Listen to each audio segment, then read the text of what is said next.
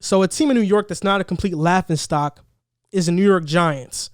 They beat the Seattle Seahawks in a really low-scoring game, and it was a great game. I mean, Wayne Gallman had over 100 yards rushing.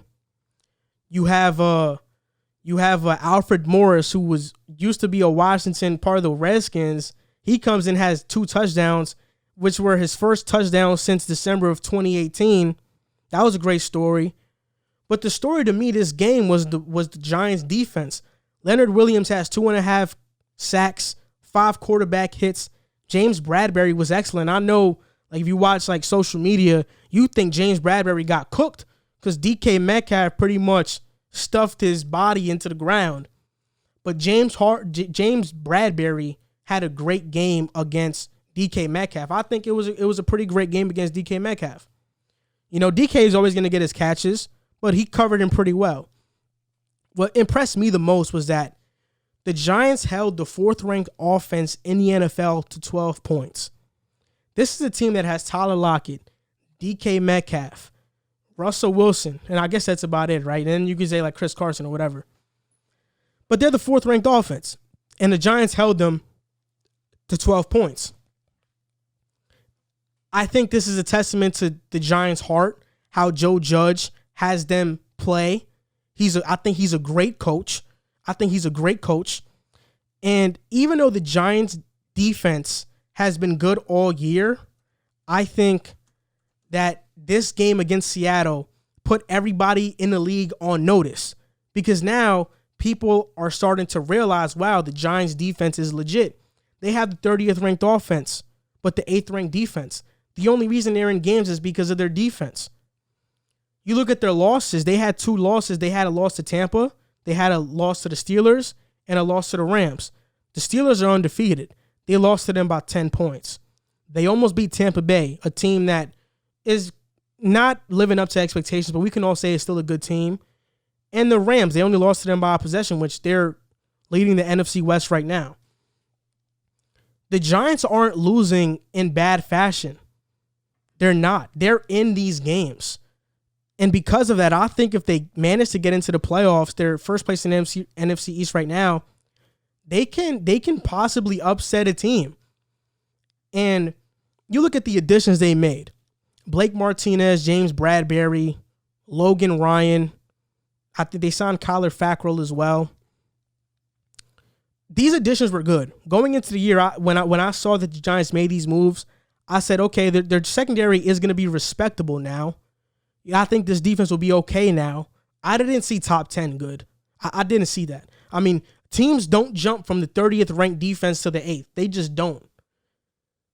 You get a middle linebacker who had a bad reputation in Green Bay for just being a tackling machine but not being a good player that can cover other opposing backs or tight ends. And he's been great for the Giants. James Bradbury has emerged into a number 1 lockdown, shutdown corner for the Giants. And Logan Ryan has been huge. This is a guy I thought I wanted the Jets to pick up. Logan Ryan, last year the Titans were respectable in their secondary. Logan Ryan goes to the Giants, leaves the Titans. The Giants are now one of the best defenses in the NFL, and the Titans are getting humiliated by the Browns. And the player I don't think people are talking about is Leonard Williams as well. Although he was there last year, this was like his first full year with the Giants, and he's been huge for them. I always thought that Leonard Williams was underappreciated with the Jets. I'm a Jets fan. I could tell you, everybody on the Jets hated Leonard Williams because he didn't get sacks, but he always was great at stuffing the run. I always knew that the numbers weren't there for Leonard Williams, but he was going to make an impact sooner rather than later. Numbers don't always showcase what you're really doing on the field.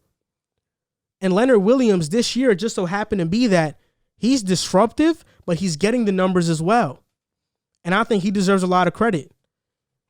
The remaining schedule is the Cardinals, the Browns, the Ravens, and the Cowboys. I see them beating the Cowboys for sure. The Browns, Ravens, Cardinals are going to be tough games. But I think one more win and the Giants are in the playoffs, honestly. How the NFC East is looking, I think 6 wins can get you into the playoffs in that division. But a guy I want to talk about now is Joe Judge. Because Joe Judge is a hell of a coach. And I know when the Giants first made the move, everybody in the mainstream media hated it. They were on Twitter. Everybody went crazy. Who's this guy? Another Bill Belichick disciple. People ruled him off. They thought he was going to be bad right away. And the media did him filthy. I mean, when he got hired, they didn't even mention his credentials as a special teams coordinator. They just mentioned his credentials as a wide receiver coach, and people judged him as that. Joe Judge was only the wide receiver coach for the Patriots one season. Every other year, he was the special teams coach, and the Patriots had one of the best special teams in the NFL. And now Joe Judge has proven everybody wrong. I thought Joe Judge was going to be great. And after I saw the introductory press conference, like interview from Joe Judge, I knew, yeah, that was the guy. That was a guy. Sometimes you just know. Joe Judge, the way he talked in a press conference, the confidence he had, he brings life to the Giants, something that Pat Shurmur didn't bring, something Ben McAdoo didn't bring. This is something Joe Judge is bringing. Like, he's a tough guy. He stands up for his team. He's a no BS guy. He has his team playing out of their minds right now. And shout out to Joe Judge, because in filling up his coaching staff, he went with familiarity. Patrick Graham, the current defensive coordinator for the Giants, was with Joe Judge in the Patriots. Patrick Graham last year was a defensive coordinator for the Dolphins, and his defensive statistics were almost dead last in the league. And Joe Judge believed in him so much that he brought him into the coaching staff, and now Patrick Graham is, doing really well for that team, for the Giants right now. Joe Judge was a great hire. He's a great coach. And I think people have to stop being so quick to judge coaches when they first get hired. The same thing happened with Cliff Kingsbury. I love Stephen A. Smith. I'll be the first one to say it. But Stephen A. Smith, when Cliff Kingsbury gets hired, he bashes the guy. When Joe Judge gets hired, they basically bashing the guy. And all these mainstream outlets, they basically bash these guys without giving them a chance. And then it turns out Cliff Kingsbury is one of the best offensive play callers in the NFL. Not the best, but one of the best. And Joe Judge is really looking like a really good head coach. This is an offense that's 30th in the NFL. If they had more offensive talent, they'd have a winning record. So I think people have to be cautious before making snap judgments about coaches that get hired. Not all the time will be the big splashy names.